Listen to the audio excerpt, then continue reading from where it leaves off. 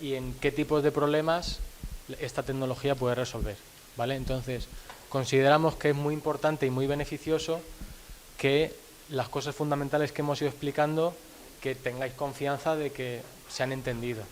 Entonces, me gustaría que si tenéis cualquier pregunta, cualquier comentario, por favor, no os lo guardéis, preguntar. Yo haré lo que pueda por poder llegar a cubrir estas cosas básicas, pero nos gustaría que, ¿vale?, que quedase todo asentado y cerrado para poder pasar a esta parte que también es súper interesante, porque al final toda esta teoría y todo este tal, bueno, y esto en el mundo real, ¿qué impacto tiene, no? Así que, si tenéis cualquier cosa.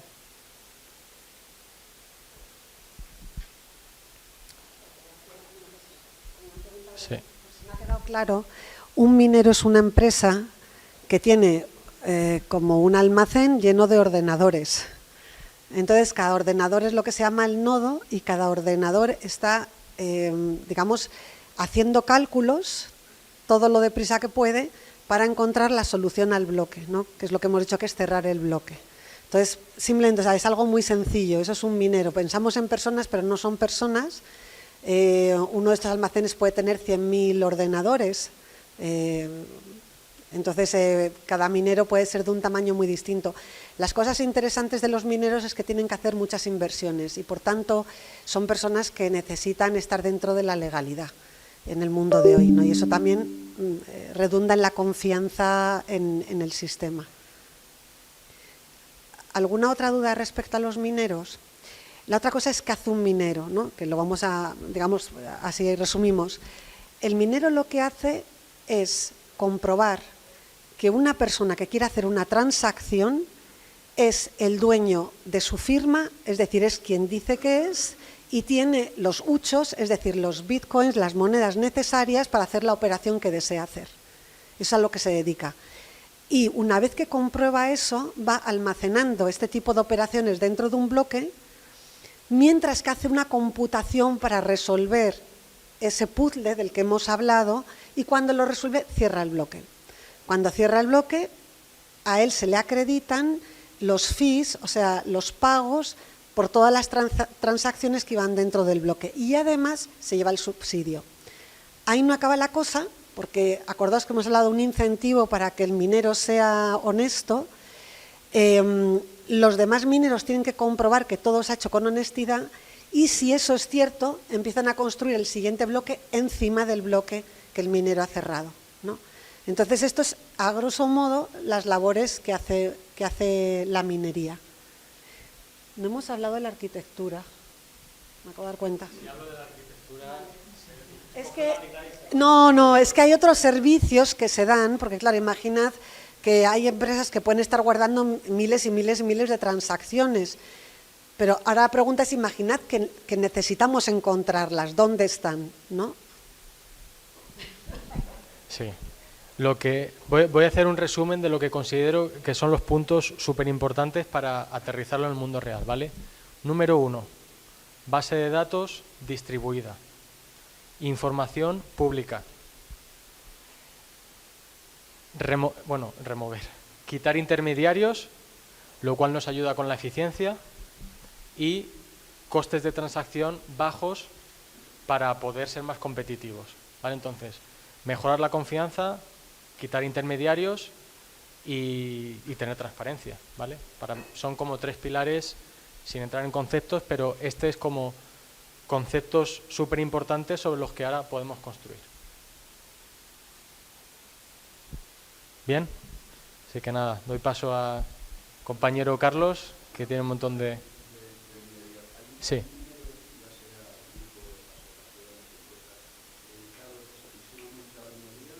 Sí. No, minería. Además es un hardware súper específico. O sea, no puedes estar haciendo...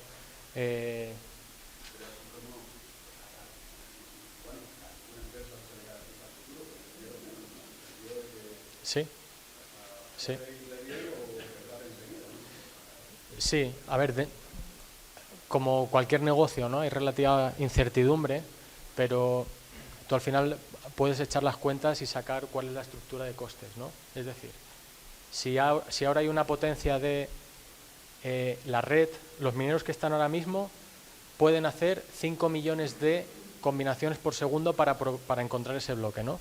Entonces yo digo, vale, si yo quiero tener un 3%, un 5%, un 10% de la potencia de computación, ¿cuál es la inversión que yo tengo que hacer para poder tener el 10% de papeletas de la lotería y que me toque uno de cada 10 bloques, uno de cada 5, uno de cada 3?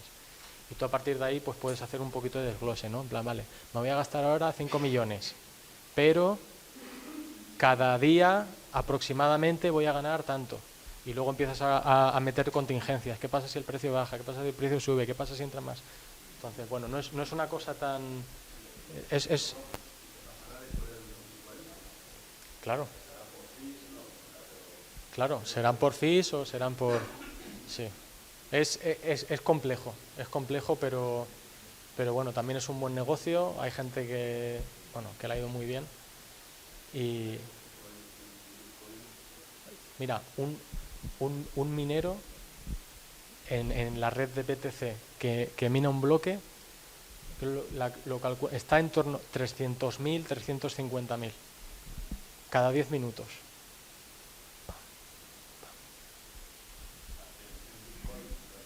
Claro, el equivalente, eso es, el equivalente en dólares de esos bitcoins que te llevas son 300.000. Sí. Entonces, pero claro, imagínate, o sea, para poder entrar como minero en la red de BTC y tener una cantidad de papeletas de la lotería que sea relevante, la inversión es decenas de millones. O sea, tampoco es una cosa que, ¿sabes? Sí.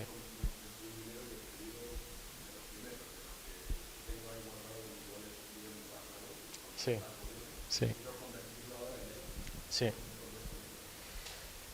Hay varias fórmulas, pero la más conocida, hay casas de cambio que te hacen cambio de diferentes criptomonedas a fiat. Entonces vas allí, pones tus bitcoins a la venta, o orden de compra, orden de venta, según del lado en el que quieras estar, y nada, conviertes y luego lo retiras a tu cuenta, más o menos. Sí, disculpa, fiat son la moneda local a la que estamos acostumbrados a operar, los euros, los dólares, ese es el dinero fiat. ¿Bien? Muy bien. ¿Por ahí?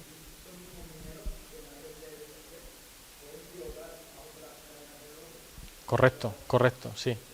Sí, todas las redes que bifurcan del protocolo de Bitcoin, los mineros son compatibles entre sí.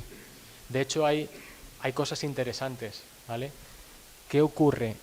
No sé si lo podría encontrar fácil, pero hay, tú puedes calcular cuál es la rentabilidad de cada red, ¿vale? Es decir, mis 100.000 combinaciones por segundo, ¿dónde son más rentables ahora mismo? ¿Y eso qué lo determina? La diferencia entre la cotización del Bitcoin con la potencia de cálculo de la red. Por diferentes factores, la potencia va aumentando, va disminuyendo. Hay mineros que consideran que no les es rentable minar en ese momento, desconectan las máquinas y eso genera una oportunidad para otros mineros. Entonces hay software específico súper chulo que te permite estar monitorizando las diferentes redes de Bitcoin y poder elegir la que en ese momento es más rentable para ti. Eso es una cosa súper específica que has preguntado, súper chula. Sí.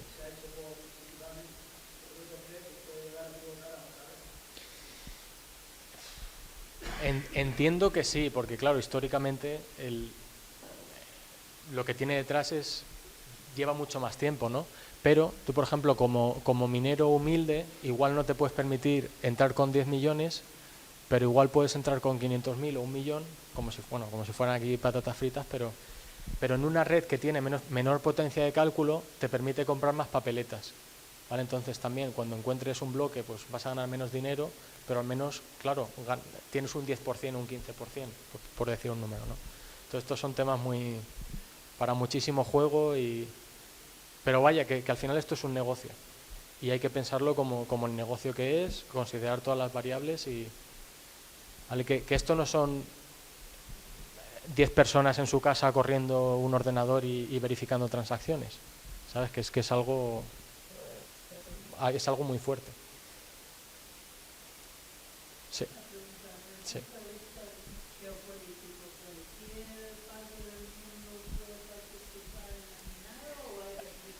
Sí, no hay restricciones a nivel de protocolo, pero si China, por decir un país, decide que la minería es ilegal porque consume mucha energía o por X o por Y, pues claro, tú como minero pues introduces un riesgo en tu negocio que es, oye, pues si me pillan me voy a la cárcel o me ponen una multa o lo que...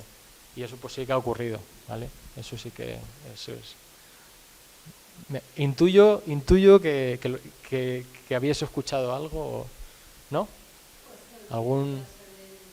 Sí, sí, sí,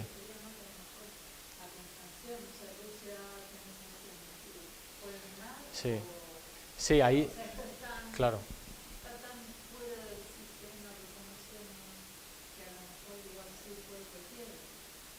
Yo personalmente no conozco ningún caso de esos, pero sí conozco casos de países que como motivo o justificación del consumo de energía y del impacto que eso tiene para la convivencia de ciudadanos y demás, pues sí que han puesto sanciones. Caso de Venezuela, caso de China, caso de... En Argentina.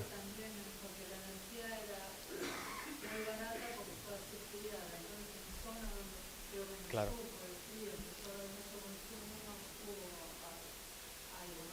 Sí, claro. Es muy curioso porque además tú como minero no puedes ocultarte. O sea, porque estás consumiendo de la red una cantidad de energía que a ver cómo disimulas eso. O sea, que estás diciendo que estás haciendo ahí. Es que estás minando, es que no, ¿sabes? No estás haciendo chorizos ni... No puedes... Es que... Sí. Entonces eso también es un tema muy curioso, ¿no?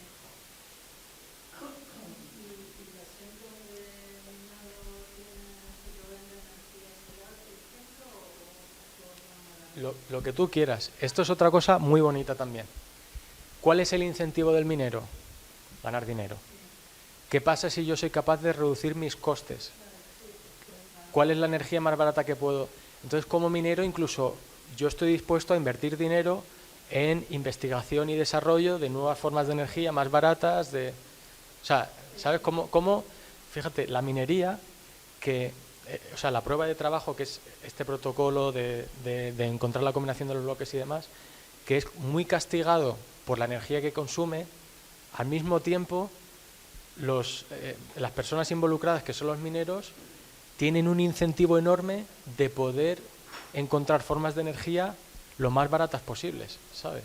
O sea, es una, no sé, una cosa también que me parece muy bonita de los incentivos y de la economía y de todo esto.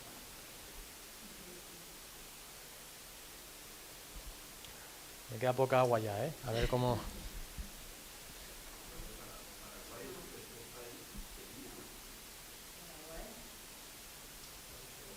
Toma ya.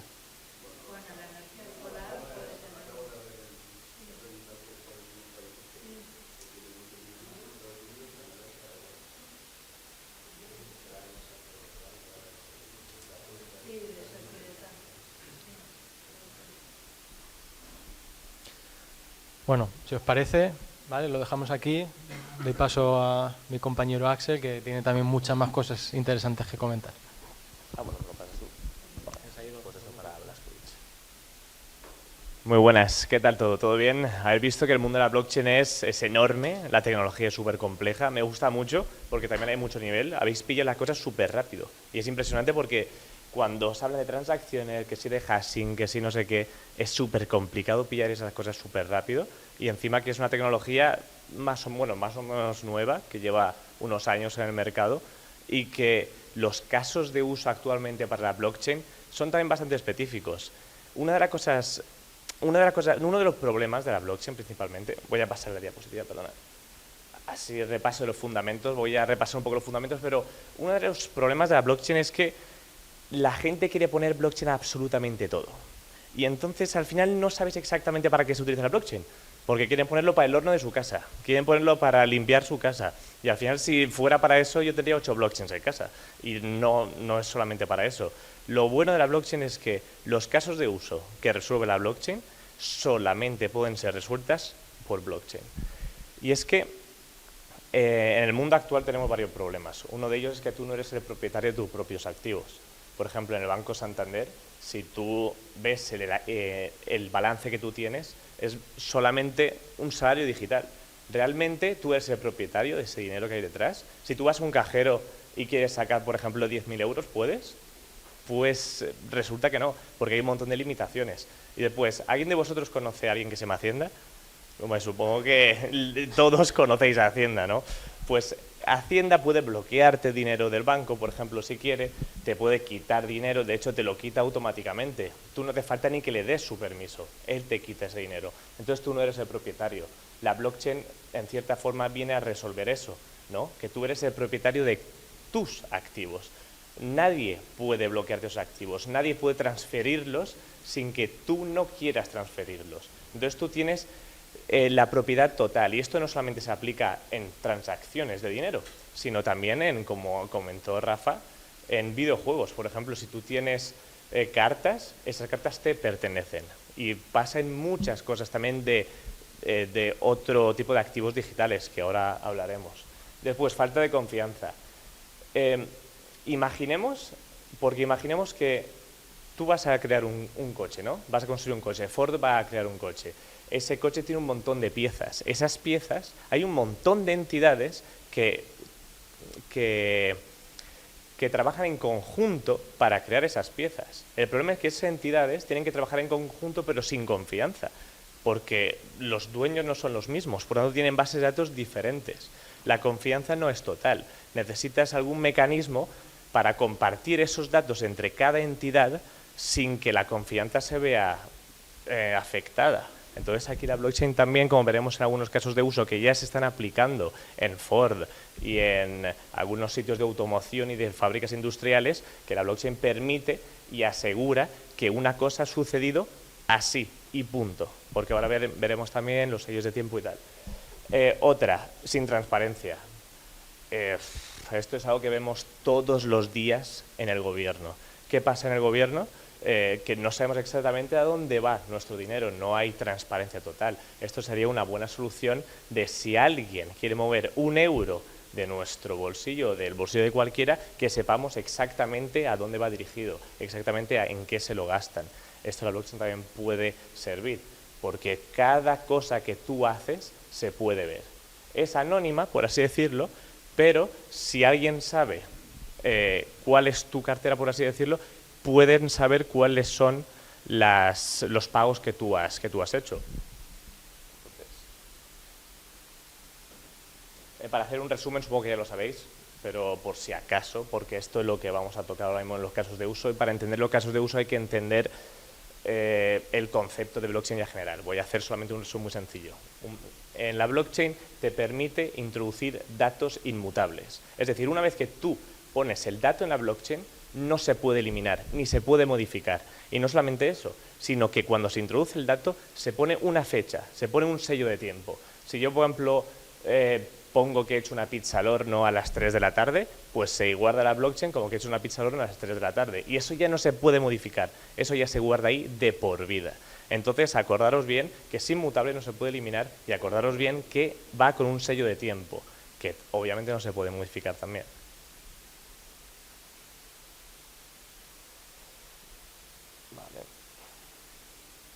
Ahora, habéis visto cómo se producen las transacciones. Os ha enseñado mi compañero Rafa y Eva también cómo lucen esas transacciones en la cadena de bloques, ¿no? Por así decirlo, cómo mandas dinero con inputs, outputs. Pero una cosa que es muy positiva, y que esto es lo que justamente se utiliza en los casos de uso reales, vamos a hablar de todas las empresas, y es que en todas las transacciones que tú envías, por ejemplo, yo quiero enviarte 5 euros, pues yo te envío 5 euros, pero aparte de eso te puedo enviar datos adicionales. Es decir, puedo incorporar lo que se llaman metadatos, que son datos que tú añades a la transacción. Por tanto, un token es simplemente un dato que tú añades a esa transacción y que se queda de forma inmutable y de por vida en la blockchain. Es decir, por ejemplo, yo te envío 5 euros, pero en esos 5 euros yo te pongo también, por ejemplo, esto es del kebab de ayer, por ejemplo. Pues entonces eso se queda tokenizado como que ese pago se ha producido por eso, solamente por esa franja de texto. Pero claro, ese token puede servir para otras cosas también, porque ¿qué es el valor de un token? Hemos dicho que es solamente texto, pero ¿cuál es el valor de ese texto? Pues eso también tiene que ver con lo que hay respaldado detrás. Si yo digo que voy a tokenizar una pizza, pues tengo que tener respaldado una pizza real para que el valor de ese token sea realmente de la pizza, que son 10 euros, por ejemplo.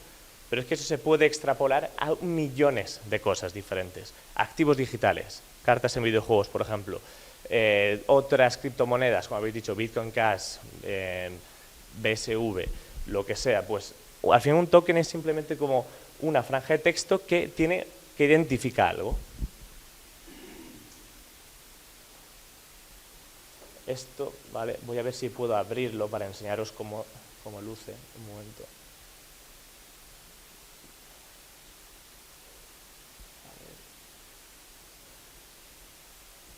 Borras. ¿El qué? Sí. Vale. ¿Cómo cambio aquí de ventana, Carlos? Lo siento, nunca he utilizado Mac, entonces estoy ahí outdated. No, pero ponme el PowerPoint. Es que no sé cómo se cambia. Vale, perfecto.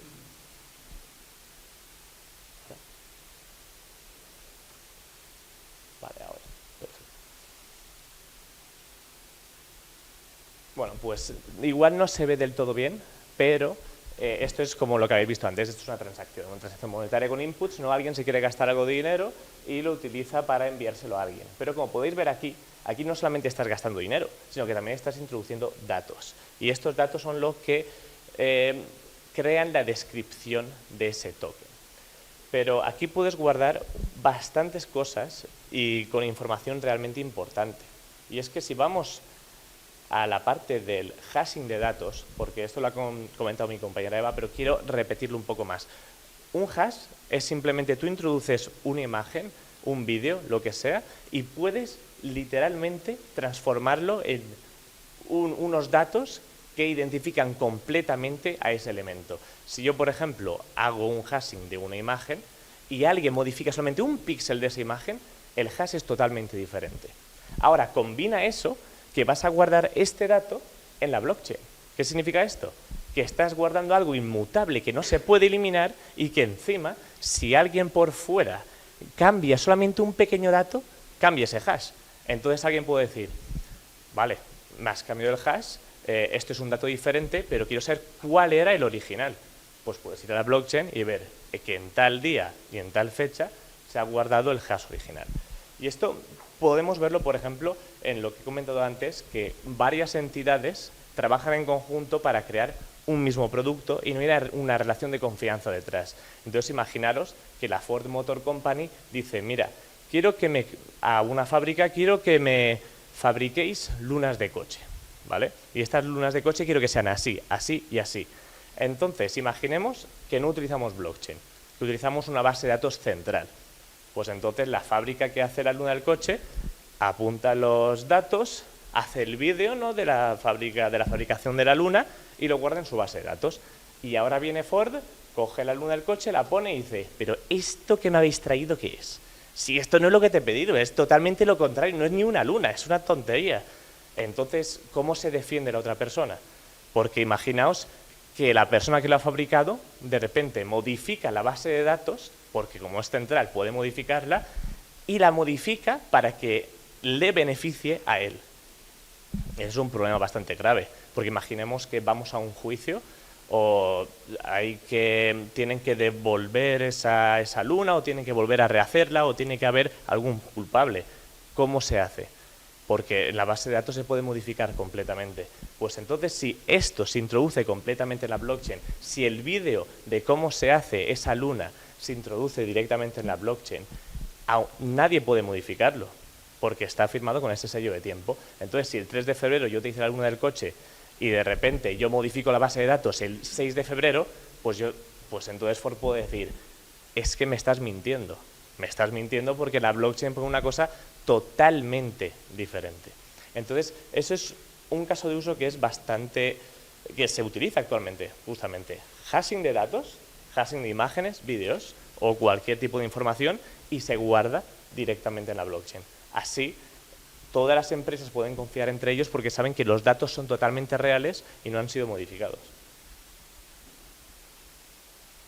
Bueno, esto es una herramienta, por si queréis verla o lo que sea, pero esta herramienta, por ejemplo, lo que te permite es, tú introduces una imagen, introduces un vídeo, introduces cualquier tipo de dato, cualquier archivo, y te lo transforma en ese hash.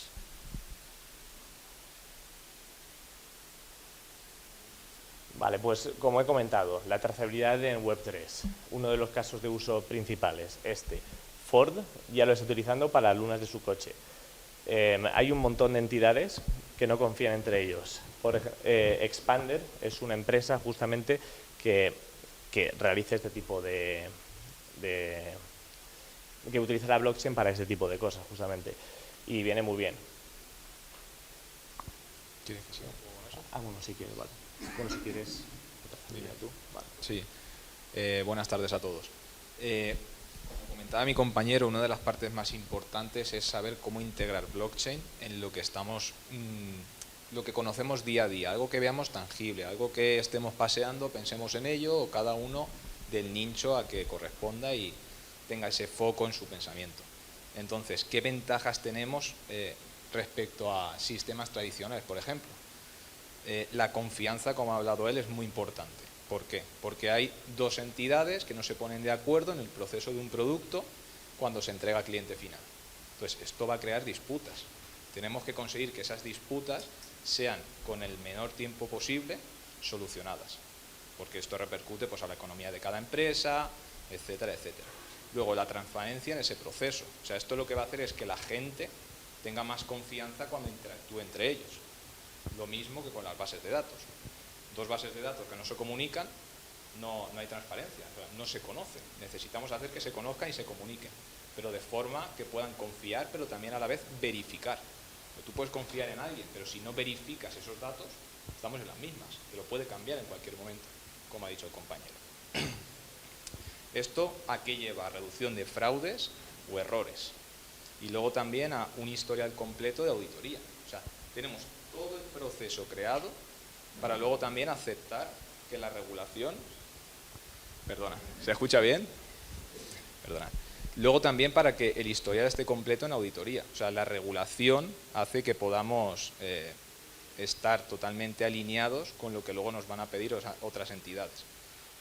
Otros de los beneficios, mejora la eficiencia operativa, ¿vale? Y aumenta también la seguridad y confiabilidad, como ha dicho el compañero que ha explicado toda la parte de blockchain. Esto es intentar llevarlo a un poquito el día a día.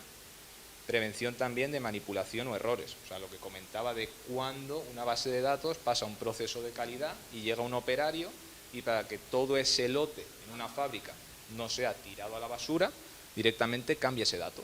Entonces esto puede ser pues con ruedas de camiones, con latas, con lo que sea. Entonces es importante también que el consumidor final que recibe eso pueda saber si los procesos se han hecho de forma adecuada. Ventajas actuales, pues todo el cumplimiento normativo. O sea, cuando un gobierno o alguien que tiene que pasar esa calidad de los datos, puede haber en algún sitio de forma fácil todos esos datos. No necesitamos tener 28 bases para poder estar cambiando todo el rato el foco, sino que se comuniquen y en un mismo lugar poder identificarlo de forma sencilla. Y esto lo que hace es una mayor seguridad para el consumidor. El consumidor final tenga la seguridad de que alimentación es algo importante para todos. Entonces necesitamos saber si el pollo que comemos día a día, la carne, etcétera, ha tenido una buena alimentación. O sea, no que haya pasado el pienso o cualquier otro tipo de condimento que utilicen por procesos que no estén verificados.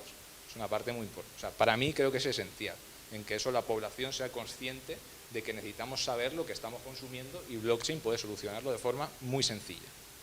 Luego también el seguimiento digital y propiedad intelectual. O sea, ¿cuál es el control de todo eso? Lo que comentaba de los vídeos, cambian un píxel o cambian un frame y ya ¿qué pasa? O sea, ¿qué hacemos? Y es algo que a lo mejor he creado yo y quiero ser el propietario. Luego también el registro y uso de licencias, volvemos a lo mismo. necesitamos que los entes reguladores estén de acuerdo con todo lo que estamos haciendo sin necesidad de estar volviéndonos locos buscando el camino con distintas empresas o distintos controles de calidad.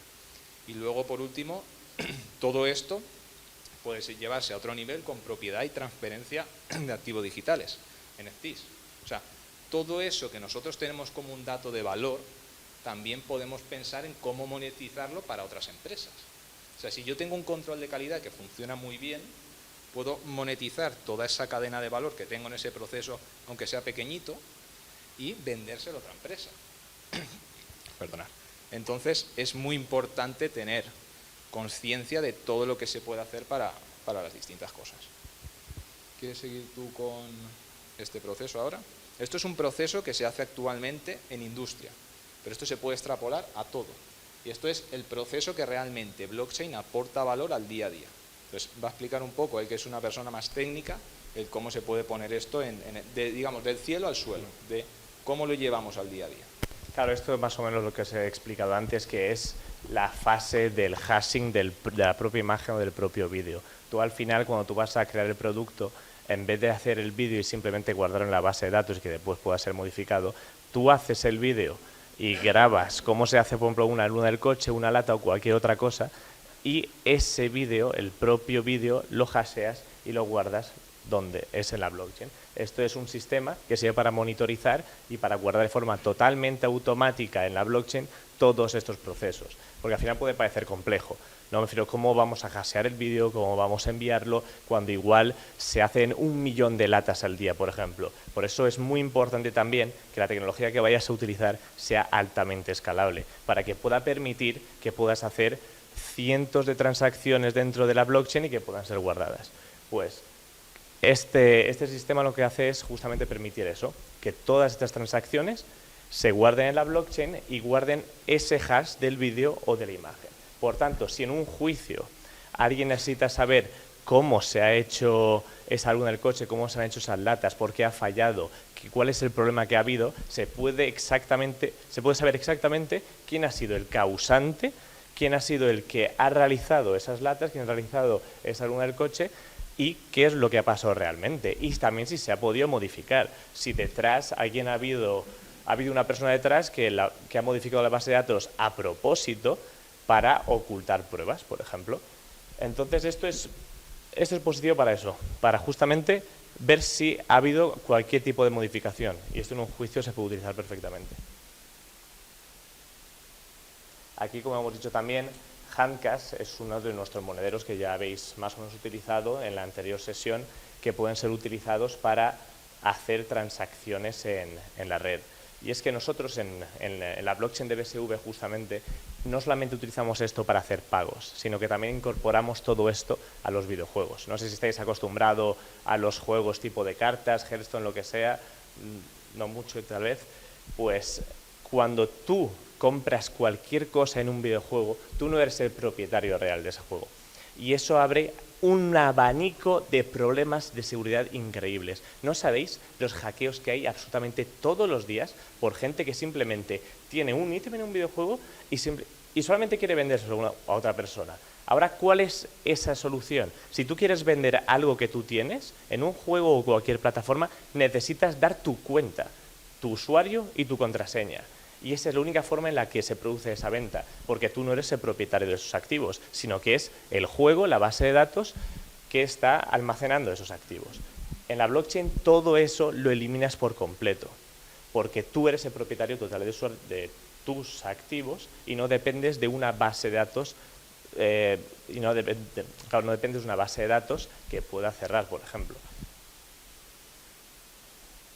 Ahora, ¿qué está funcionando en Web3? Ahora nos va a comentar Carlos sobre las stablecoins también.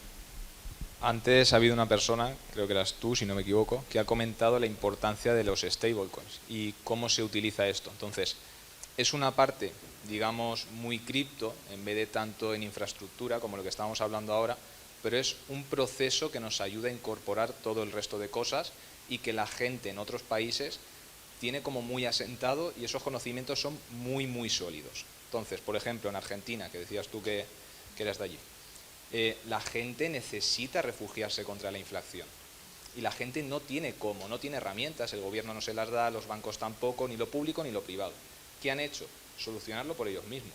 Se han conectado a distintos entes que pueden ser como exchange, que se comentaba antes que cómo funcionan, o peer-to-peer, que es de wallet a wallet. Entonces, con esto es una solución increíble que se puede conseguir para la gente de a pie. O sea, es un caso de uso que parece que está muy lejano, las stablecoins, y no, o sea, están muy cerca. Pero hay en otros países donde sí que tiene mucho más sentido que, por ejemplo, para nosotros que sí que tenemos esas opciones de ir al banco y cambiar divisas o invertir en acciones, etcétera, que es algo más tradicional. Entonces, esto ayuda muchísimo al día a día de la gente.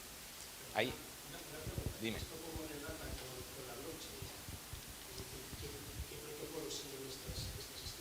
Esto digamos que son privados, o sea, no tiene por qué operar solamente en una blockchain, sino son entidades privadas que están reguladas y se van conectando a distintas blockchains. Y dentro de ahí pueden operar en esos protocolos, o sea, pero tiene que haber como un consenso entre ambas. Por ejemplo, USDC está respaldado por Estados Unidos, ha pasado una serie de procesos y por lo tanto puede operar libremente en exchange y demás, siempre con regulación. También están en DeFi. DeFi es otro concepto que es centralizados son los exchanges, que sería equivalente a los bancos, ¿vale? Y luego está DeFi, que son pues protocolos de swap que son de intercambio, pero son intercambios que se producen a través de smart contracts. No sé si me estoy yendo mucho, ¿me seguís? Vale. Entonces, esos smart contracts, estamos en DeFi, son los que en vez de ser el exchange, hacen como exchange pero de manera descentralizada.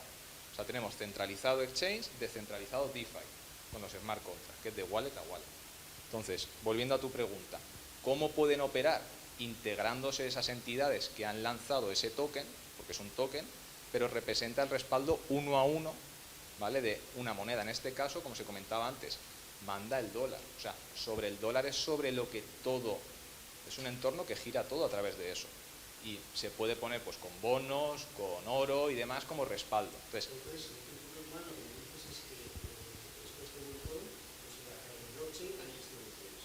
sí. Es exactamente eso, o sea, en cada, o sea, por ejemplo, en la nuestra sí tenemos un stablecoin que es Money, es nativa y está regulada en Europa bajo el procedimiento de MiCA. Entonces, está el stablecoin, una de las cosas más importantes es que tú, dentro de una red, puedas tener distintas acciones y como usuario puedas tener libertad. Entonces, esto te permite conectarte a exchange, cambiar de pares, salir, entrar, refugiarte, etcétera. Ya el uso que tú le quieras dar a esto. Y sobre todo lo más importante, tienes que estar bajo la regulación para que te permita, no ahora, pero imaginemos que en un futuro puedo con esto directamente comprar acciones, comprar oro, directamente el banco esté conectado a estos sistemas, pueda pedir préstamos con estas cosas. O sea, son a años vista, pero son procesos que se tienen que ir adecuando y la regulación es una de las cosas más importantes porque va marcando esos pequeños hitos que se van consiguiendo. Pero en cada país y cada regulación hay que adaptarse de una forma distinta. Entonces, hay sitios que están más avanzados como en Argentina porque la gente entiende todo el mundo que es un stable y aquí, sin embargo, no. O sea, aquí es algo como desconocido. Entonces, es muy importante, depende de hacia el lugar que vayas, entender cómo se está utilizando y los procedimientos regulatorios que hay que seguir.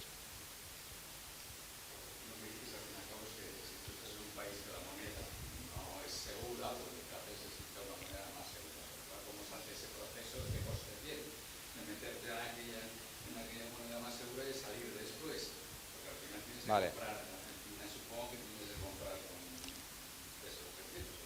A ver. Entonces, claro, está claro el concepto, pero ¿cómo y qué coste tiene la transacción? Claro, efectivamente.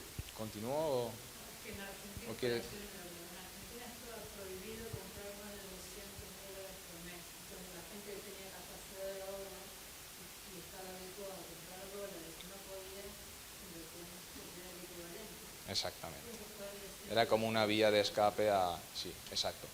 No es algo que sea caro. O sea, el proceso de forma resumida, no me quiero meter en eso, pero sería de tu cuenta bancaria, te registras en un exchange, que es como un banco, pero de tokens.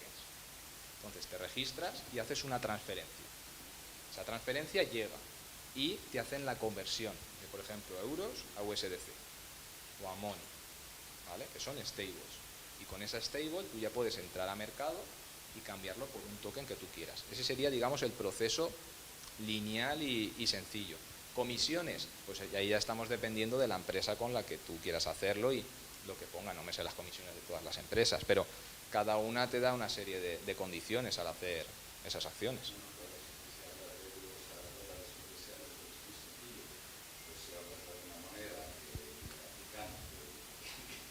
Solo vale, si sales de ese país no vale nada, pues ya veríamos qué es lo que pasa si hay que convertir en dólares o en euros. Hay monedas que son papel, o sea, vamos, se me ha dado, porque yo he pasado de Polonia y se me olvidó cambiar y a veces había conocido un partido de monedas, pero vamos, nada.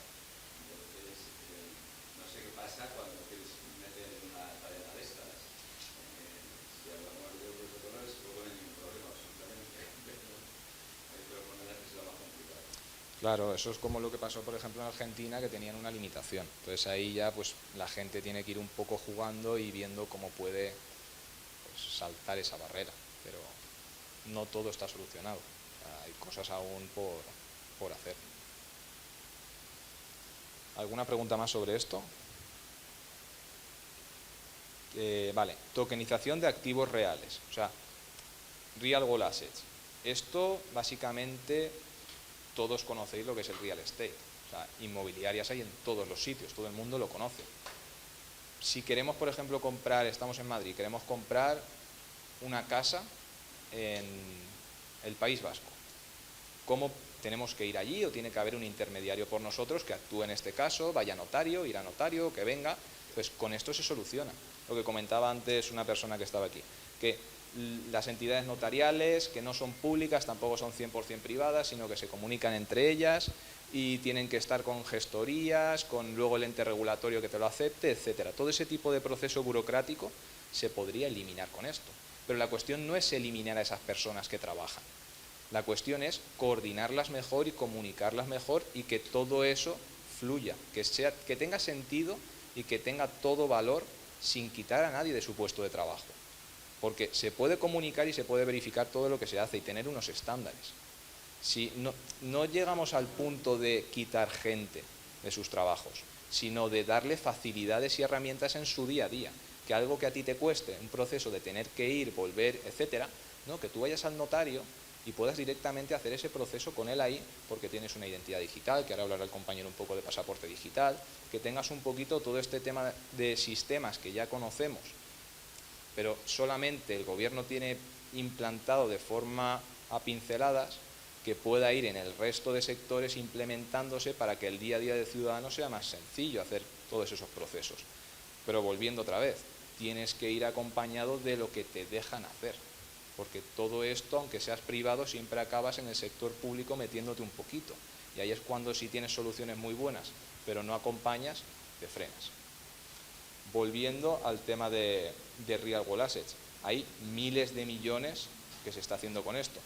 En Europa hay una regulación, que si no me equivoco es la ESMA, que está junto a MiCA implementando todas estas funciones a través de los bancos. Pero los bancos, digamos que son redes privadas, o sea que no tiene mucho sentido juntar una red privada con una red pública. Entonces, lo que se intenta es tener una DLT, es una red distribuida, ¿vale?, pero coordinada. Entonces, el banco se tiene que poner de acuerdo con lo que dicen los entes regulatorios para poder ofrecer todo eso que debe ser privado, porque cada persona tiene que saber en lo que tiene, no tiene por qué el de al lado saber todas sus pertenencias o todos sus datos. Hay una privacidad en cada uno. Pero sí que debe haber alguien intermediario que conozca las cosas para poder luego hacer esa ejecución. Me explico. Una persona tiene 10.000 euros en el banco, ¿vale?, y quiere comprarle la casa al del País Vasco, ¿vale? Pero ¿por qué no puede comprar un trocito solamente cuando ya el banco tiene la oportunidad de, con toda esa documentación digital, dividirlo en partes? Pero ya tiene que haber alguien intermediario que consiga hacer ese proceso. O sea, esa tokenización de la que se hablaba antes. Son conceptos que se tienen que ir hilando y poco a poco ahora, cuando hable el compañero de pasaporte digital, podremos volver un poco a esto. Entonces, ¿quieres hablar un poco antes del futuro del pasaporte digital? Vale.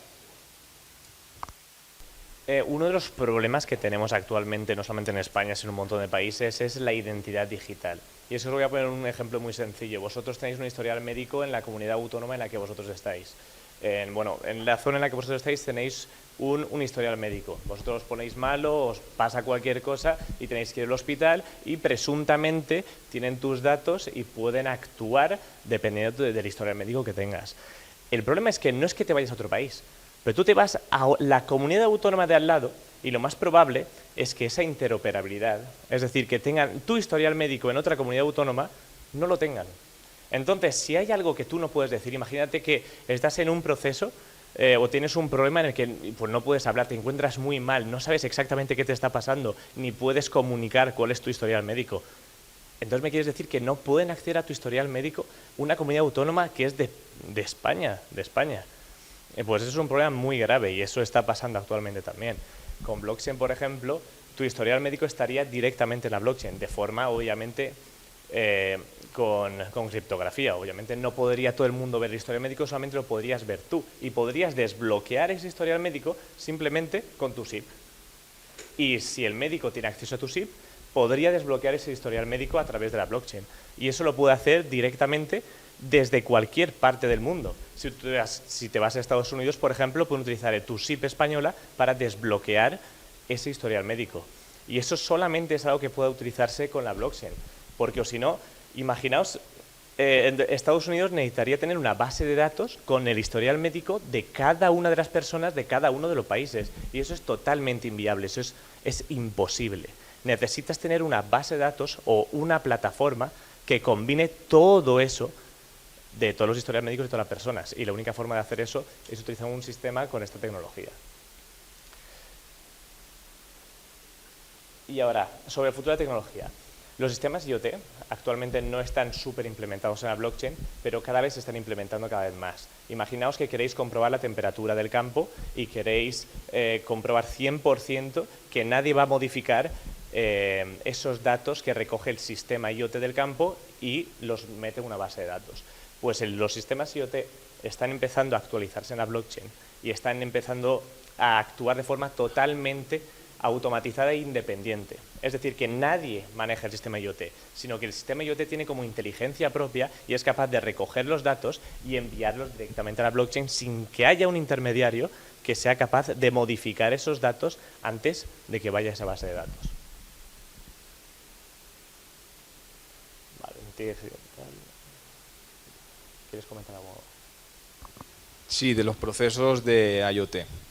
Lo más importante en esto es cómo lo podemos enfocar en industria. O sea, pensemos en una fábrica que tiene una cadena de montaje, desde el primer proceso hasta el último. PLCs, ¿sabéis lo que es? ¿Alguien? Vale. PLCs es como un ordenador, ¿vale? Pero en las fábricas. Entonces, eso es lo que recoge toda la información y es el ordenador que tiene cada máquina. O sea, una máquina que hace un círculo, un cilindro en una lata, ¿vale? Pues ese ordenador se llama PLC. Estos PLC recogen todos los datos que están conectados al IoT. El IoT básicamente son sensores y distintas piezas que aportan información a tiempo real de lo que está ocurriendo en cada uno de los procesos involucrados en esa cadena de montaje. Entonces, lo que tenemos que lograr es tener controlado todo lo que está ocurriendo en todo ese proceso. No perdernos ningún dato que nos pueda dar información valiosa de si algo está saliendo mal o bien, para poder tanto mejorar como rectificar. Entonces, ¿qué conseguimos poniendo con blockchain en la IoT? Que podemos recoger todos esos datos, aprender sobre esos datos y verificar que todos esos procesos están ocurriendo de forma correcta y en el momento correcto. Y también, volviendo a lo de antes, conseguimos que no pueda haber ningún operario ni ninguna empresa que pueda falsificar esos datos. O sea, cuando se tiene que hacer en esa cadena de montaje la verificación, necesitamos recoger los datos del PLC y guardarlos en una base de datos que tiene esa empresa. Pero claro, ¿quién puede modificar esa empresa? El operario o alguien superior a él cuando ocurre que algún lote no ha salido de la forma correcta.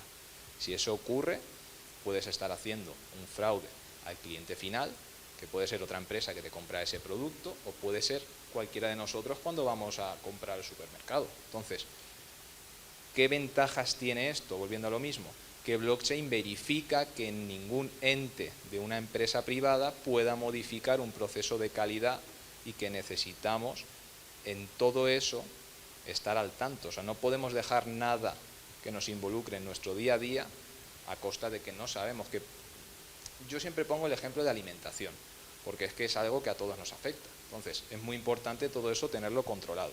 Y las palabras serían inmutable y verificable. O sea, volviendo ahora al IoT, después de blockchain, son PLCs que recogen datos de esos procesos, los guardan en una base de datos y esa base de datos la conectamos a blockchain y conseguimos que los datos sean inmutables y verificables. Eso sería, digamos, el resumen de todo eso. Pero luego, dentro de cada proceso, hay una serie de variables que se tienen que meter y estudiar. Es un campo bastante abierto. Entonces, de forma sencilla sería cada uno en su nicho. No sé, puede haber un dentista, puede haber una persona que haga ruedas, otra persona que haya logística, y tiene que pensar un poco en cuál es ese proceso que sigue en su día a día, ¿vale?, para poder aportarle valor con esos datos que está utilizando. Da igual si es un call center que está recibiendo llamadas y puede verificar el sentimiento de esas llamadas, pero que no haya un momento en el que no tenga controlados esos datos, o piezas, etcétera. O sea, es que hay distintas posibilidades en cada nicho. O sea, si me meto en algo es un poco pasarse de específico. Entonces, por ahora finalizada lo que queremos comentar y la presentación, y ahora me gustaría que alguien que tenga una empresa o alguien que le guste como hobby hacer ciertas cosas, comentemos qué puede utilizar de todo esto que hemos hablado y hacer como un pequeño caso de uso, ¿vale?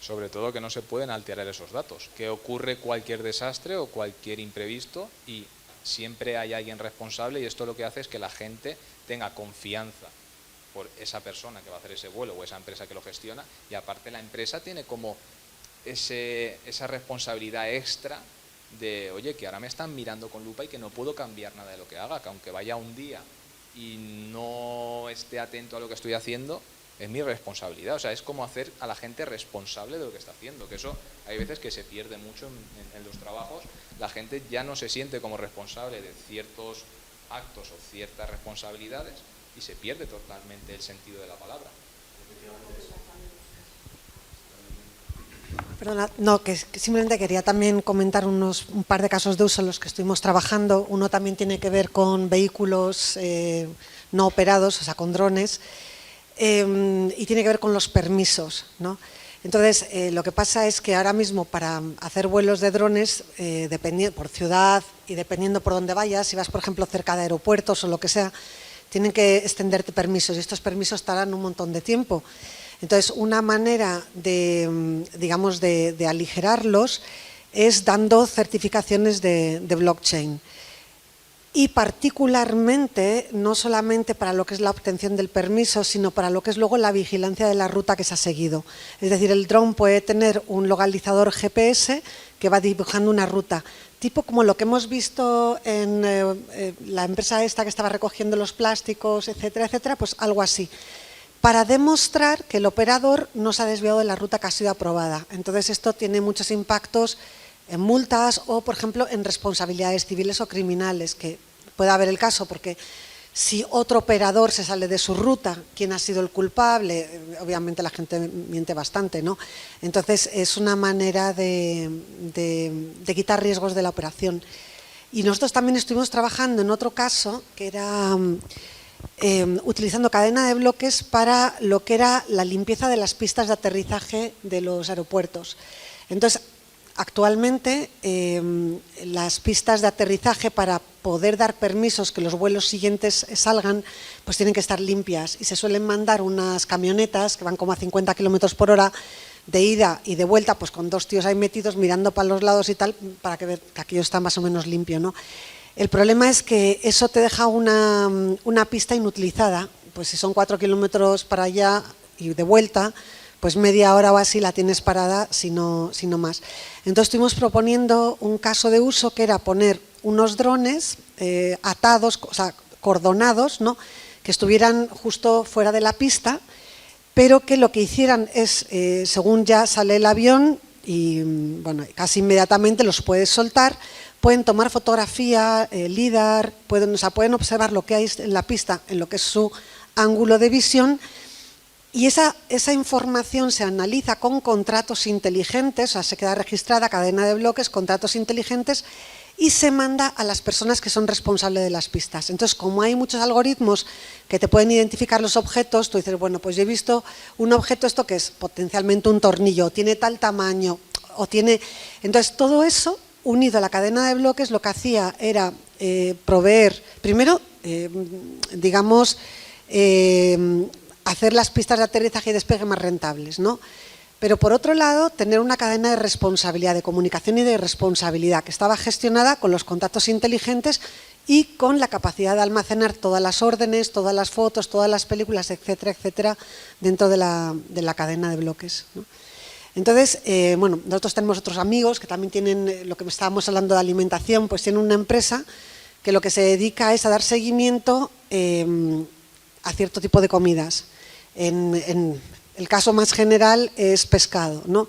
Entonces, por ejemplo, se van desde el, no se llama viveros, donde el criadero, donde están creando el pescado, le dan como un pasaporte y va siguiendo ese pescado todo el transporte hasta el supermercado donde se vende. Entonces, esto es una especie de pasaporte digital del pescado, pero que te dice dónde ha sido criado, a qué temperatura, cuándo se le ha sacado de su hábitat, en qué sitios ha sido transportado, a qué temperatura otra vez, etcétera, etcétera, hasta que te llega al supermercado. Y esto permite también que el criador pueda dar unas garantías y por tanto las pueda cobrar, ¿no? Si tú, por ejemplo, tienes carne con denominación de origen o unos vinos o unos tomates o lo que sea, la cadena de custodia que te provee la cadena de bloques te puede dar una forma de, digamos, de diferenciación y por tanto puedes hacer un marketing especial de tu producto y pasar esa garantía al precio, ¿no? Nosotros también pensamos que una vez que esto sea más habitual, el que no la provea va a tener que explicar por qué, ¿no? Entonces, ¿por qué yo no sé cuál es esta vaca, ¿no? ¿De dónde ha salido la leche esta? ¿O cómo que tienes 5 pollos y vendes 5.000 al mes? O sea, porque estas cosas ocurren, ¿no? Entonces, al final, tenemos que pensar en la cadena de bloque como una cadena de custodia a la que puedes agregar muchísimos contratos inteligentes que automatizan las acciones, lo cual también redunda pues en los costes, ¿no? Responsabilidad, costes, y cuando bajas los costes, subes en la responsabilidad, bajan los riesgos. Entonces hay un montón de repercusiones en toda la cadena de valor, ¿no? Y de las empresas. Entonces, bueno, pues, ejemplos hay miles, las cosas están ocurriendo, por eso decimos que es imposible volver atrás, aunque la tecnología es compleja, pero ya ya los casos de uso son claros y son reales y ya los estándares han cambiado, por lo menos en la mente de la gente, ¿no? Entonces, bueno, está aquí para no irse, para quedarse. No sé si queréis hacer algún comentario o pregunta, nos vamos a reunir luego esta tarde, sí, sí.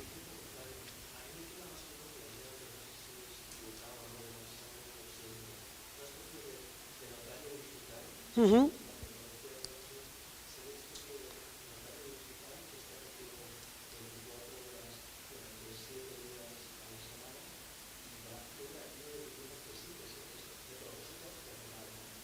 Totalmente, o sea, da fe de hechos. Claro, da fe de hechos. ¿Cuáles hechos? Los hechos que tú quieras, pues el pago, una orden, una foto, da igual. Por ejemplo, el otro día estábamos hablando con Roberto, que está en el mundo del cine y de la música, y él está hablando, por ejemplo, para lo que son la distribución de pagos de royalties, ¿no?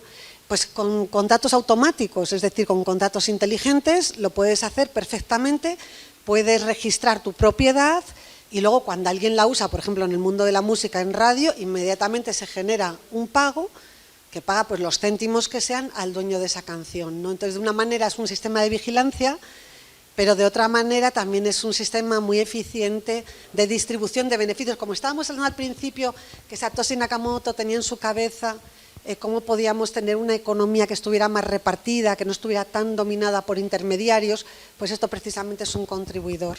Sí, sí. Perdón. Ah, vale.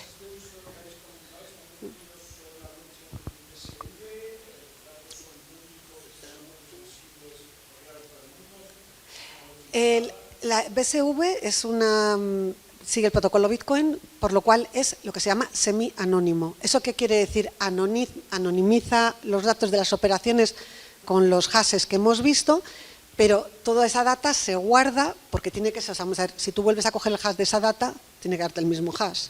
Entonces todo eso está almacenado y de hecho estaba preguntándoles, bueno, diciendo, no hemos hablado de la arquitectura, podemos hablarla esta tarde un poquito, para que veáis, porque en BSV se hacen muchas cosas, es decir, luego tú dices, bueno, ¿y cómo recupero el dato? ¿Cómo? O sea, entonces, todo esto también es parte de nuestra infraestructura de servicios.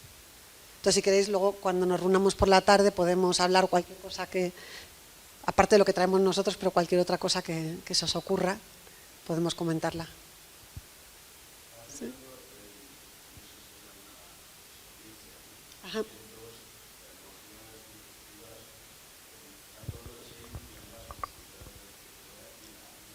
Ajá.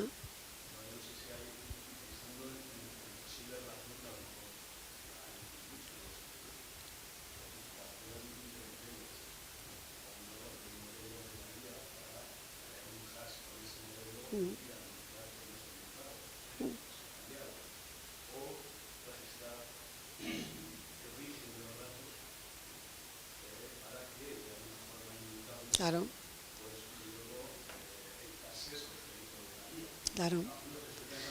No, totalmente, es que es un auditor, exactamente, es una auditoría, de hecho te ahorra costes de auditoría, porque si nosotros tenemos otra cosa, por cierto, que es que me lo ha recordado él, que se llama Triple Entry Accounting, en español lo traducimos como contabilidad tripentada, y es un poco eso, es decir, hacemos la contabilidad de la empresa con cadena de bloques.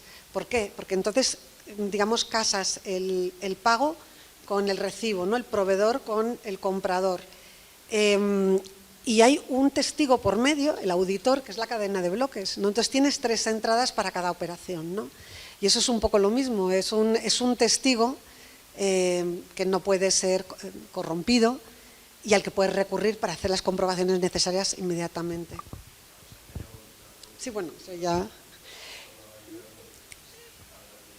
Sí, pero eso también da pie a que los consumidores tengan algo que decir o puedan tener algo que decir, ¿no? Porque al final todos son movimientos, las revoluciones, este tipo de revolución tecnológica, pues me lleva su tiempo, ¿no? Como Internet lo llevó, etcétera, etcétera, ¿no? Entonces, la cuestión es empezar a andar y que la gente lo vaya... No sé, ¿queríais decir algo? Vi por ahí una mano. Sí.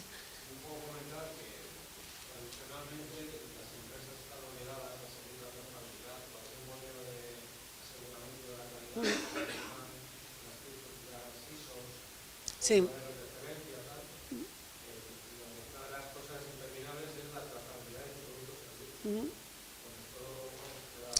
Claro, con esto queda rematado, porque vete. Claro, no, porque vete a reclamar algo. O sea, claro.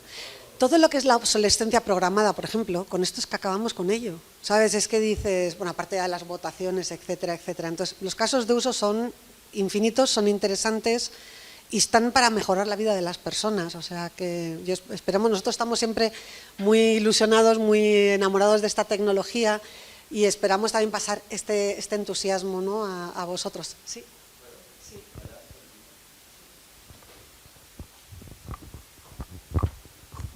Es que yo soy islandés, vivo en Suiza, así que en la Unión Europea lo conozco bien.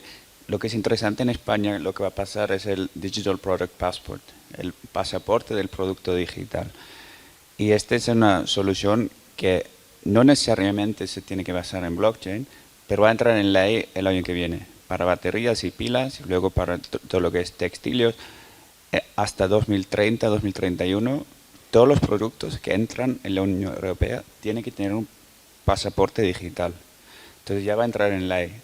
Y eso es una oportunidad enorme para todas las empresas que son distribuidores en cualquier cadena de supply chain, en cualquier industria. Y eso es una oportunidad enorme que va a entrar ahora. Y blockchain, o sea, hablan del producto pasaporte digital, pero solo funciona con blockchain.